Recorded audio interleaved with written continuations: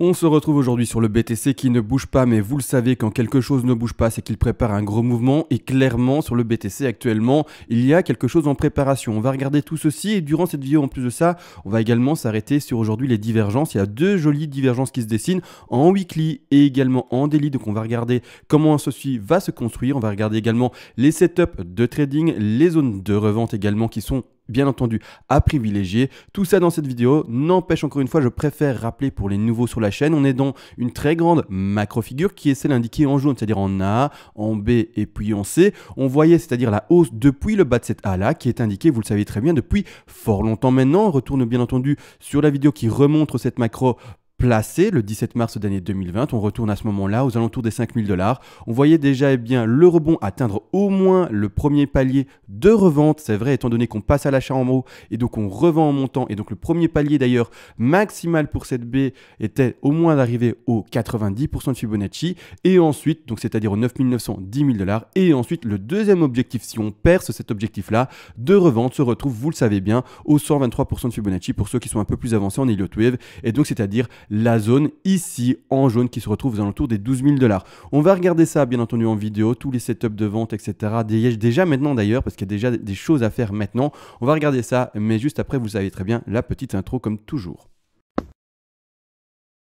Et bonjour à tous, aujourd'hui on se retrouve encore une fois sur le BTC qu'on va analyser aujourd'hui. On va surtout également mettre en avant finalement les divergences que l'on peut lire et qu'est-ce qu'on peut attendre également pour le BTC. Malgré tout, encore et toujours, je voulais remercier les personnes qui soutiennent la chaîne. Je le rappelle encore une fois et toujours, mais quelqu'un qui fait un partage ainsi de manière quotidienne sur YouTube, c'est quelqu'un qui finalement prend beaucoup de temps sur son temps libre parce que vous le savez, eh bien ça demande du temps d'enregistrement, du travail en amont, également de l'encodage, de l'upload après sur YouTube, bref ça demande du temps. Et ceux qui veulent récompenser tout ce travail, finalement la pédagogie également que j'essaye d'apporter tous les jours en vidéo, vous pouvez le faire, ça fonctionne premièrement par donation et selon d'ailleurs les premiers paliers de donation, eh bien je vous envoie en contrepartie, pas ceci, ça on va en parler aujourd'hui, mais en contrepartie, pardon, toutes les règles d'Elliott en français, ainsi par vous-même pour également créer des scénarios long, moyen, très long terme, mettre en place également des plans de trading par vous-même, c'est-à-dire finalement faire comme on l'a fait par exemple le 17 mars, c'est-à-dire voir la hausse jusqu'au premier objectif des 90, voire même plus haut les 123 qui ne sont pas indiqués du coup à l'écran et qui sont au-dessus, mais tout ceci par vous-même, bien entendu, et ne plus du coup être dépendant de quelqu'un sur YouTube.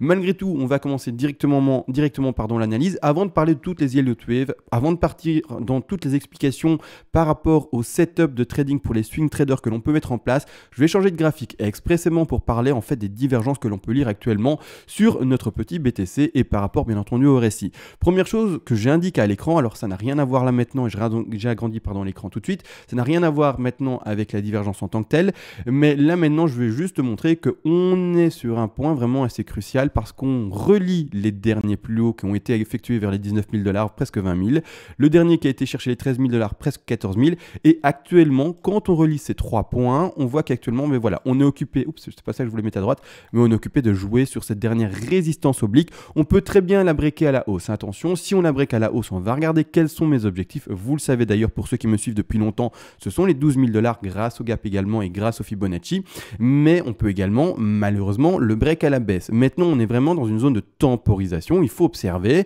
et on peut prendre des positions de swing trade et on va en parler bien entendu d'ici quelques minutes. Malgré tout en daily, quand on ouvre l'écran, et je vais retirer expressément maintenant les zones de support qu'on a mis en oblique et également la zone de résistance qui a été mise en oblique, on l'a vu, c'est pas très compliqué, ça je retire. Malgré tout à l'écran, qu'est-ce qu'on peut observer? Alors j'essaye d'être un peu net, voilà, ça devrait être visible, le RSI selon moi maintenant à la bonne taille. Ici ce qu'on observe à l'écran premièrement, c'est très simplement sur le cours, c'est-à-dire sur le prix des plus hauts qui sont pour le moment à chaque fois plus hauts. Vous voyez ici, on monte avec le cours. Alors qu'actuellement sur le RSI, on a fait le précédent plus haut sur le RSI, mais actuellement, le plus haut qui a été fait sur le cours, lui se traduit par contre sur un plus haut qui est lui au contraire plus bas sur le RSI. Donc ici, on peut lire une divergence. Bien entendu, j'ai pris un petit document que je montre assez régulièrement pour bien expliquer ça de manière un peu plus simple. Je vais un peu zoomer dessus également ici. Mais clairement, on peut lire quelle divergence, c'est-à-dire, rappelez-vous, on fait des plus hauts sur le cours, alors que sur le RSI, on fait des plus bas. Donc ici, le premier rectangle en haut à droite, ici, clairement, on se retrouve dans ce contexte-ci. C'est une divergence baissière. Alors maintenant, il faut être observateur, voir comment, bien entendu, ceci va s'exprimer. On pourrait très bien se retrouver sur un RSI qui, vous l'aurez compris, continue à monter, le cours qui continue à monter, qui finalement repassera au-dessus de son précédent plus haut. Donc il faut comprendre que ceci n'est pas quelque chose de gravé dans le marbre, c'est évolutif. Malgré tout, pour le moment, on reste dans une divergence baissière indiqués tout simplement par rapport à ces plus hauts sur le cours qui, eux, au contraire, sur le RSI, eh bien, se traduisent par des plus hauts qui sont toujours plus bas. Donc ça, c'est déjà un premier signe, entre guillemets, bear, c'est-à-dire baissier. Secondement, on peut également du coup changer de time frame. Je vais repasser en F11 pour réagrandir l'écran. On va passer en weekly maintenant. Donc maintenant, je supprime vite fait tout ceci parce qu'en weekly, ça ne sera pas lisible. Mais on peut également lire en weekly, vous allez le voir, eh bien, une petite divergence, c'est-à-dire qu'elle est assez petite. Hein. Celle-là, maintenant, encore une fois, comme dit, elle existe et on ne peut pas non plus ne pas la regarder et en prendre compte. Le mieux, en tout cas en analyse technique, c'est d'avoir tout vu, d'être prêt à tout et de savoir tout ce qu'il y a comme indicateur ou indication par rapport au trade potentiel à ouvrir par après pour s'appuyer, bien entendu, vous le savez, sur vos trades. C'est-à-dire que pour le moment, ce qu'on lit en weekly, la même chose, vous aurez compris, la même divergence, c'est-à-dire que le plus haut précédent, il est indiqué dans cette zone-ci. Le nouveau plus haut, il est indiqué par la mèche ici. D'ailleurs, maintenant, il n'est toujours pas clôturé. Hein, la mèche encore n'est pas terminée. Cette bougie-là n'est pas terminée, peu importe. On va la laisser évoluer. On attendra lundi pour voir comment est-ce qu'elle se clôture. Mais pour le RSI, je vais l'agrandir. On voit bel et bien un plus haut qui est ici. Non, difficile à entourer en weekly. Mais par contre, pour le moment, même si on fait des plus hauts sur le cours avec les mèches et pas pour le moment la fermeture, eh bien, vous l'aurez compris, du corps de bougie, n'empêche, sur le RSI, on lit pour le moment un début de divergence également qui est baissière. Donc là maintenant, on en prend conscience. Pour ma part, on pourrait déjà cracher. Alors cracher, c'est un grand mot parce que vous le savez, on arrive maintenant tout proche du bull run. Le bull run, pour ma part, il est vraiment d'ici... je ne vais pas donner de terme de temps, c'est difficile à travailler encore et toujours, mais vous l'aurez compris, d'ici peu de temps. Pour ma part, on est vraiment après le halving. Maintenant, la rareté du BTC se fait beaucoup plus sentir. Donc, vous savez bien, la récompense a été divisée par 2. Donc, clairement, pour ma part, on est déjà, entre guillemets, dans le bull run qui commençait. Malgré tout, et je le rappelle, ça c'est très simple, mais on ne monte jamais qu'avec des bougies vertes, ou sinon, c'est-à-dire qu'on est demain à 100 000 $ parce que ça ne fera que des bougies vertes. Et non, ce n'est pas le cas. On monte, vous le savez très bien, dans tous les bull runs. Ça, je le rappelle, mais c'est important, avec des bougies rouges également qui se mélangent dans cette tendance-là. Donc maintenant, ce que moi j'attends pour les tout derniers investisseurs, bien entendu, vous le savez, ceux qui sont sur la chaîne, bien entendu, depuis longtemps, on a déjà mis un plan d'investissement sur ces bougies rouges ici précédentes qui s'étalait depuis février jusqu'à la fin ici mars, enfin début mars jusqu'au plus bas des 3 900 $ sur ici en l'occurrence Bitstamp, c'est-à-dire qu'on a déjà acheté par palier dans ces zones-là. Donc l'investissement est fait sans le moindre souci avec les prix les plus intéressants. Malgré tout, il y a toujours des nouveaux investisseurs qui rentrent sur le marché. Là, je parle aux investisseurs et non pas aux traders. Traders, ça va arriver d'ici 2 minutes. Mais les nouveaux investisseurs, je rappelle encore et toujours, il est meilleur de lisser son prix d'achat sur une tendance baissière, qu'elle soit petite. Hein. Bien entendu, je ne parle pas d'une tendance baissière de crash de 2 ans comme ici, mais je parle vraiment, là maintenant, les tout nouveaux investisseurs, ceux qui n'ont pas encore eu le temps et qui viennent de découvrir le BTC, attendez des bougies rouges. Ne vous inquiétez pas, ça ne va pas faire et uniquement que monter comme ça de manière infinie, qu'avec des bougies vertes jusqu'à 100 000 $. Non, d'accord, vous le savez, ça monte puis ça descend, et je vous encourage pour ma part à faire encore une fois ce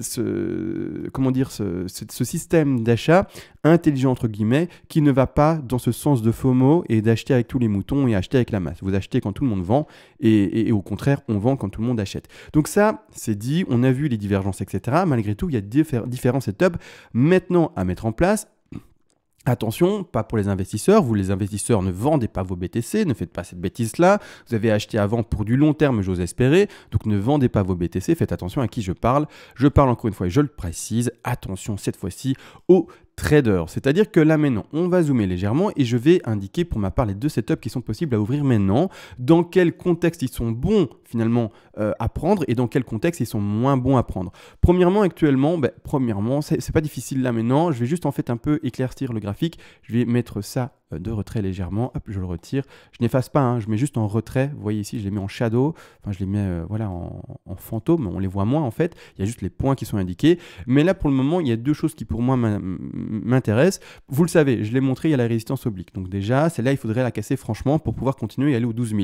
Malgré tout, donc comme dit, il y a deux setups, un soit en long, donc c'est-à-dire parier à la hausse avec un stop loss et des take profit partiel, soit un en short, et les deux pour le moment sont tout à fait cohérents par rapport à ce que l'on peut lire. tous les deux pour moi sont légitimes. Et donc c'est une question maintenant, vous, de voir finalement ce qui vous intéresse. Est-ce que vous voyez plutôt une baisse ou plutôt une hausse? Et dans ce cas-là et dans ce contexte-là, eh bien, vous allez faire votre short ou votre long. Malgré tout, si vous voulez ouvrir le short, où est la belle position, ou en tout cas la meilleure des positions selon moi pour bien ouvrir un short? C'est-à-dire que je vais mettre mon petit Fibonacci ici et je vais vous montrer finalement pour ma part la meilleure zone de short. La meilleure zone de short, si vous arrivez à la choper, c'est-à-dire si vous arrivez à la prendre, sera dans cette zone-ci. Donc je vais mettre un petit rectangle rouge, c'est-à-dire que si vraiment vous dites le BTC il est baissier maintenant, on va recorriger de nouveau, retrouver les 8 000 $, les 7 000 $, voire même plus bas. La belle zone de short se retrouve encore une fois, comme toujours, dans la zone des 61,8-50% de Fibonacci. Donc ici, zone de vente pour ceux qui maintenant veulent mettre ce plan de trade en place. C'est-à-dire que zone de vente aux alentours des prix des 50% de Fibonacci et 61, si je les exprime sur Coinbase, c'est aux alentours entre les prix des 9 854 $ et un peu plus haut ici également les 9 979, on va arrondir à 80 $. Donc ici, clairement, belle zone de short. Par après, vous le savez, c'est pour vraiment descendre beaucoup plus bas. Et le stop loss, ne l'oubliez pas, je le placerai pour ma part dans cette configuration de short, dans le dernier top. Alors ici, je sais que j'ai mis une petite flèche, je ne veux pas mettre de petite flèche, je l'ai mis en légèrement ici comme ça, enfin peu importe, je remets ça comme de base, c'est-à-dire un stop loss placé au double top. Donc ici, finalement, au dernier plot qui est indiqué vers les 10 423 $ sur les prix de Coinbase. C'est-à-dire une exposition assez importante par rapport au risque, on va quand même le dire. C'est une exposition qui, sauf erreur de ma part, s'élève aux alentours des 7-8%. Maintenant, encore une fois, si votre risque management n'est pas mauvais, vous adaptez bien entendu l'exposition par rapport au capital que vous allez mettre dans ce trade-là pour ne pas perdre de trop. Donc j'ai dit 6-7%, on va regarder ça exactement. Si on rentre soit sur les 50% de Fibonacci, c'est-à-dire plus précisément au 9854, on a une exposition ici par rapport au double top qui va chercher, non pas les 8, excusez-moi, j'étais un peu trop gourmand ou un peu trop, j'ai vu trop grand, mais sur les 5,85, donc 6% pour arrondir. Et si vous rentrez plus tard vers les 61,8% de Fibonacci, dans ce short-là, vous aurez une exposition par rapport au risque qui, lui, s'élève à 4,40 pardon, qui est déjà encore plus correct. Donc à vous de voir de toute façon, ici, il n'y a vraiment selon moi aucun mauvais trade en tout cas dans la zone où on se trouve maintenant. Il y a pour moi un long et un short tout à fait potentiel à tester. Encore une fois, c'est pour ça qu'on a un risque management, qu'on a un stop loss et des take profit partiels. Si on descend, vous le savez, les TP va être beaucoup plus bas. C'est-à-dire que dans ce trade là en short, vous allez avoir vraiment un ratio très intéressant. On va vite placer et replacer les TP pour ceux qui feraient maintenant, vous l'aurez compris, ce short là. C'est-à-dire que les petits rectangles verts ici, je vais les déplacer. Parce qu'à mon avis, je les ai travaillés sur un autre short potentiel, ceux des 12 000 à mon avis. Mais bon, donc on va juste les retirer. C'est-à-dire que là, clairement, il y a pour ma part l'excellente zone ici de rachat à chaque fois qui vont être installés. Donc les take profit partiels que l'on va mettre en place. C'est-à-dire que clairement, ça aurait fait une B retracement à 100% de Fibonacci, double top. C'est des choses qui arrivent, mais comme dit, je préfère moi shorter les 90 et les 123. C'est pour ça qu'il y a les deux rectangles rouges ici. Pour ma part, j'attends pour shorter soit une confirmation baissière, je reprendrai un retracement et puis je shorterai de nouveau. Ou alors au contraire, j'attends les 12 000 $ comme dit. Mais malgré tout, comme dit, je montre les setups pour tous parce que je ne suis pas tout seul. On est maintenant 27 000, 28 000 sur la chaîne et c'est normal que j'exprime tous les setups potentiels qui sont bien entendu calculés et réfléchis. C'est-à-dire que là maintenant, le TP numéro 1 et la target, si vous passez à la vente là maintenant, la target numéro 1, et bien le TP, c'est-à-dire majeur de rachat de votre zone de vente, de short, sera indiqué, vous l'aurez compris, au 6 642 $. Donc vraiment très bas. Malgré tout, encore et toujours, n'oubliez pas que vous avez votre risque à gérer. C'est-à-dire qu'il faut prendre un TP de sécurité parce que c'est déjà fort bas les 6000. C'est-à-dire que n'empêche, vous devez prendre un TP de sécurité qui s'installera vers les 23% de Fibonacci ou les 38,2. Ça dépend encore une fois de si vous êtes très offensif ou alors plutôt, comme dit, défensif, plutôt conservateur. Quelqu'un qui est plutôt conservateur et qui se dit, je suis assez frileux quand même, je vais vraiment vite et bien couvrir les frais potentiels, couvrir également le risque, etc. Parce qu'encore une fois, je rappelle, si le trade va dans le bon sens, on déplace son stop loss à son point d'entrée, on annule clairement le risque lié au stop loss. Et par après, pour couvrir les frais, si vous êtes en levier, dans ce cas-là, vous prenez un TP de sécu, soit à 23 pour celui qui est très défensif, aux alentours des 8 988 $. Et également, s'il est plus agressif, il peut le prendre un peu plus bas, au 38,2% de Fibonacci, qui lui s'indique à 8 085 $. TP de sécu dit, TP2 indiqué également. Et là, par contre, on va TP2, non, c'est TP1 majeur, pardon. TP de sécu, c'est le TP non majeur, 0.5, on va va l'appeler comme ça, le TP majeur ici à 61,8, TP numéro 2 qu'il faudra garder dans sa stratégie bien entendu, qui lui s'indiquera carrément à 100% de Fibonacci. Alors il faut comprendre une chose, les investisseurs souvent prennent mes objectifs comme des on va aller là. Non, ce sont des plans de trading que je mets en place, c'est-à-dire qu'ici on a un objectif également d'aller chercher les 4323 $ dans ce plan de trading là, mais ça ne veut pas dire qu'on va aller à ce prix là. Ça veut dire que si on va à ce prix là, on garde de l'argent pour aller là-bas en bas, pour acheter sa position de short. Encore une fois, si vous comprenez aucun des termes que j'utilise, je vous encourage à vous en renseigner, de voir de quoi je parle et pas penser que je dis qu'on va d'office à 4000, qu'on va d'office à 3000. Non, ce sont des plans de trading. Donc voilà, si vous ne comprenez pas, prenez un temps pour vous, prenez vraiment une après-midi pour lire des choses sur internet ou quoi que ce soit, lire comment on met des take profit partiels en place, lire comment on place des stop loss, comment on met également des stratégies en place. De toute façon, j'explique tout ça en vidéo, mais si vous n'en avez pas assez avec les vidéos, je vous encourage à faire un petit arrêt sur vous-même, ou en tout cas prendre une après-midi et lire ça et vous renseigner de manière un peu plus concrète. Malgré tout, ici, il y a également un long à prendre, donc ça c'est expliqué pour le short, on a des objectifs également plus bas, 123, etc. Mais de toute façon, si ça devait prendre, je vais expliquer ces objectifs-là, j'ai déjà mis les premiers, c'est déjà suffisant. Malgré tout, il y a également un long à ouvrir. Le long, lui au contraire, eh bien, retrouvera une position d'achat qui ne s'indiquera pas comme ici dans ce rectangle rouge, là c'est la position de vente, mais ceux qui se disent, ben non, mais en fait on va péter la résistance oblique et on va aller combler le gap qui, je vais le montrer après, s'indique aux alentours des 12 000 $ et on va aller chercher les 123% de Fibonacci. Ceux qui sont vraiment dans ce contexte-là en se disant on ne fait toujours et encore que des plus hauts qui sont plus hauts que les précédents, on fait toujours des plus bas qui sont toujours plus hauts que les précédents plus bas également. La divergence, ok, mais pour le moment, elle ne semble pas encore être assez forte et le cours peut continuer à monter sans pour autant invalider la divergence baissière. Dans ce cas-là, on peut péter à la hausse, bien entendu, pour les traders et à ce moment-là, la zone d'achat la plus pertinente sera encore une fois dans l'autre contexte cette fois-ci, encore une fois, les 50-61,8% de Fibonacci. Donc, ceux qui veulent monter avec le cours, la zone d'achat parfaite, alors on est passé dedans. Je ne sais pas si, du coup, ceux qui sont un peu formés et qui savent en fait comment ça fonctionne, ben, vous avez réussi le coup. Maintenant, malheureusement, je fais la vidéo un peu après. J'ai fait d'autres vidéos avec d'autres contextes et d'autres explications les jours précédents.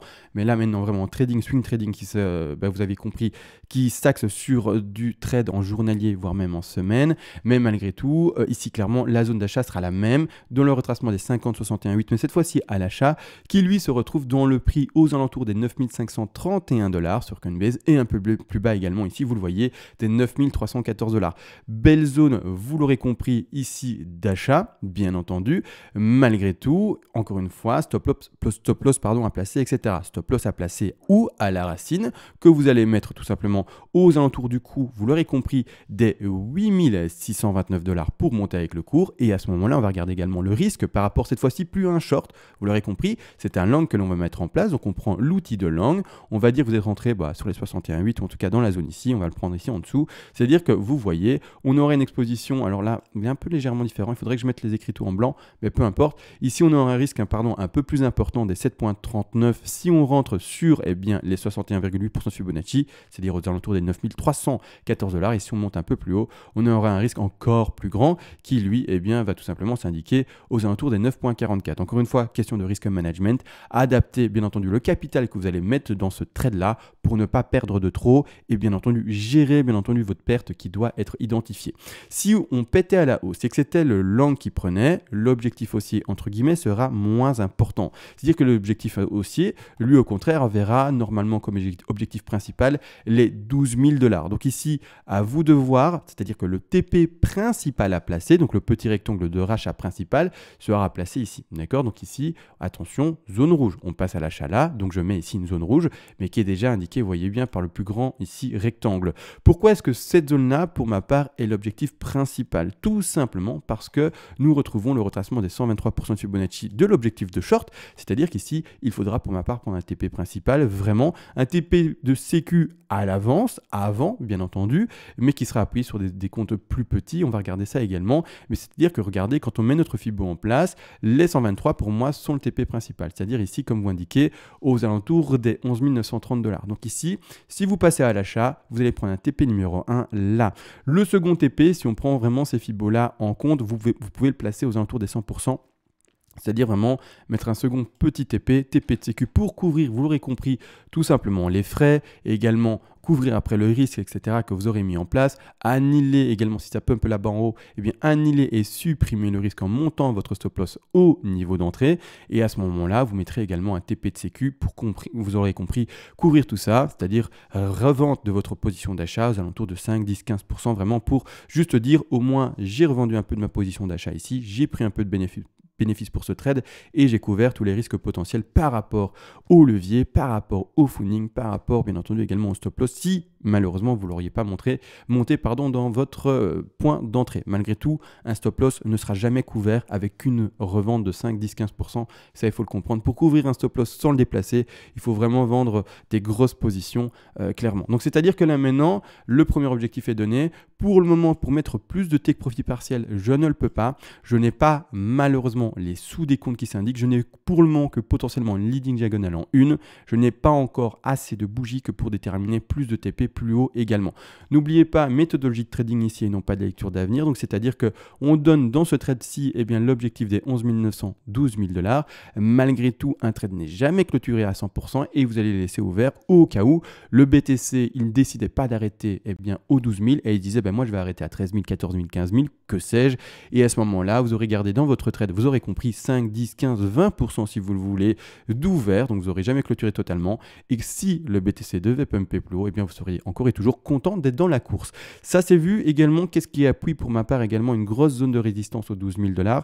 On va vite aller sur bien entendu, les gaps, c'est-à-dire sur le cours des futurs. Et vous le savez, pour ceux qui me suivent depuis longtemps, je le montre souvent, mais il y a un gap qui s'indique ici dans ce rectangle rouge à l'écran. Un gap, pour ceux qui ne le savent pas, je le rappelle rapidement, c'est un creux dans le cours. Il y a des gaps de continuité, retournement, etc., des communs, etc. Je ne vais pas tous les dire, mais clairement, un gap, c'est un creux dans le cours sur les futurs. Donc ici, ce qu'on doit observer, c'est ce fameux creux qui n'a toujours pas été comblé, je zoome dessus, depuis fort longtemps. En fait, depuis la date ici de 12 août d'année 2019, donc bientôt un an, ce gap n'a toujours pas été comblé. Un gap a de fortes chances d'être comblé, aux alentours des 8 chances sur 10, vraiment pour exprimer le fait qu'il est plus comblé que non comblé, c'est-à-dire que le cours doit venir le rattraper et finir par le remplir.